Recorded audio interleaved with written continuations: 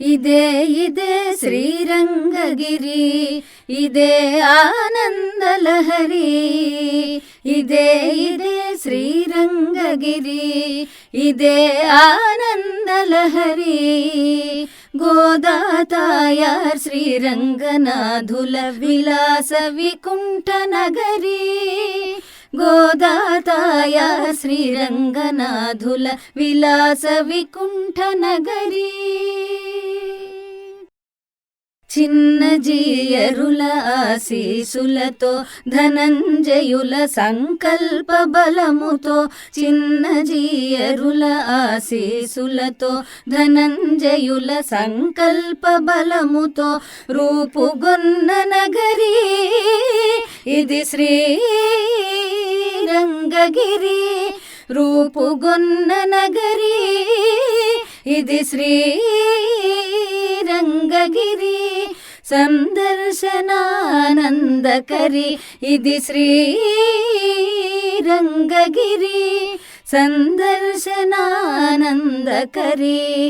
రంగగిరి ఆనందకరి, రంగగిరి ఆనందకరి. రంగగిరి ఆనందకరి, రంగగిరి ఆనందకరి. రంగగిరి ఆనందకరి, రంగగిరి ఆనందకరి. ఓం అస్మద్గురుభ్యో నమః.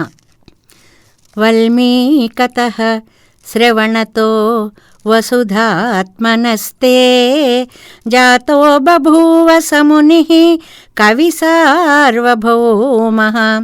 గోదే కిమద్భుతమిదం యదమీస్వదంతే వక్త్రారవిందమకరందనిభాః ప్రబంధాః. ప్రియ భగవద్బంధువులారా, ఈరోజు మనం 7వ పాసురం తిరుప్పావైలో ప్రవేశిస్తున్నాము.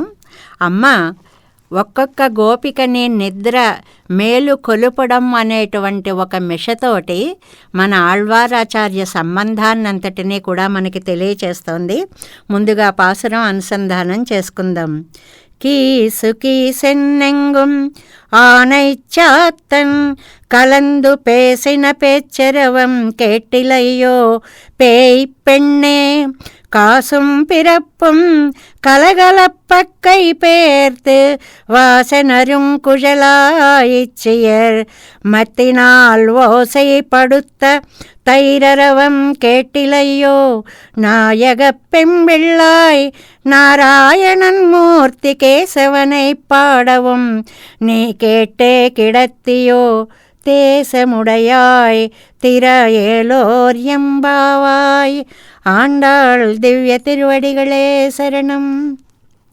ఈ 7వ పాసురంలో ఆండాళ్ తల్లి భరద్వాజ పక్షులు చేసేటువంటి కిలకిల ధ్వనులని గురించి కీసు కీసు ఎంగుం ఆనై చాత్తం, అంతటా కూడా పక్షులు ఇలా ధ్వని చేస్తున్నాయమ్మా.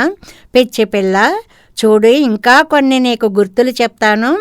మెడలో వేసుకున్నటువంటి తాళిబొట్టు అవి గల గల గలమని శబ్దించేలాగా గోపస్త్రీలందరూ కూడా ఒక మజ్జిగ కుండలో చక్కటి కవ్వాన్ని పెట్టి చిలికేటువంటి శబ్దం వినపడ్డం లేదా?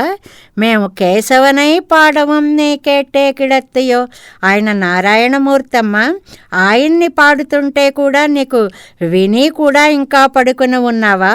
ఓ తేజస్వరూపిణి, లేచి రావలసింది అని భరద్వాజ పక్షుల యొక్క అద్భుతమైనటువంటి ఆ పద ప్రయోగం ద్వారా భరద్వాజ మహర్షి వేదాలను నేర్చుకోవడం అనేటువంటి ఒక ఋషిపరమైనటువంటి విశేషార్థాన్ని ఆండాళ్ తల్లి మనకి తెలియచేస్తుంది.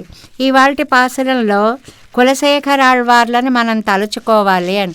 ఈ ఆళ్వార్లను ఎందుకు తలుచుకోవడము అంటే, మన పాసురంలో ఉన్నటువంటి పాసుర ఖండాలు, ఆ ఆళ్వార్లు రచించినటువంటి పాసుర ఖండాలు, ఆళ్వార్ల గురించి మంగళాశాసనము చేసినటువంటి పెద్దలు రచించినటువంటి ఆ పాసుర ఖండాలు ఒకే రకంగా ఉన్నాయి అనేటువంటి సమన్వయం, అది చాలా పెద్ద విషయం అన్నమాట.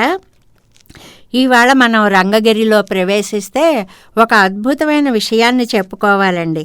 డిసెంబర్ 22 ప్రాంతాల నుంచి తీసుకోండి. ఒక్కరోజు అటు ఇటు సాక్షాత్తు సూర్యభగవానుడు రంగనాథస్వామి యొక్క పాదాలని తాకి నమస్కారం చేస్తాడండి.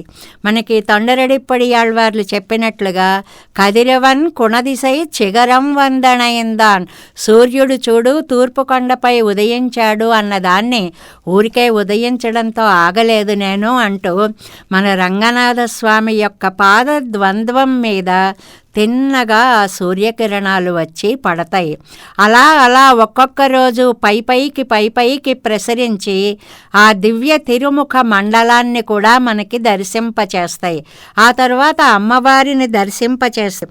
ఇది చాలా విశేషమైనటువంటి దర్శనంగా భక్తులందరూ కూడా ఆ సమయానికి వచ్చి చూస్తూ ఉంటారు అన్నమాట. పైగా ఇవాల్టి పాసురంలో రేపల్లనే దివ్య దేశాన్ని కూడా మనం తలుచుకుంటాము. అస్మత్ పరమ గురుభ్యో నమః అనేటువంటి ఆచార్య పరంపరని కూడా తలుచుకుంటాము. ఇలా పెద్దలను తలుచుకుంటూ ఒక్కసారిగా రంగగిరి గనక మనం ప్రవేశించాము అంటే ఆ సూర్యకాంతిలో మెరిసిపోయేటువంటి రంగనాథస్వామిని కూడా మనం సందర్శించవచ్చు. ప్రకృతి అంతా స్వామికి ఎలా దాసోహం అంటోందో మనం కనులారా వీక్షించేటువంటి సౌభాగ్యం మనకి లభిస్తుంది.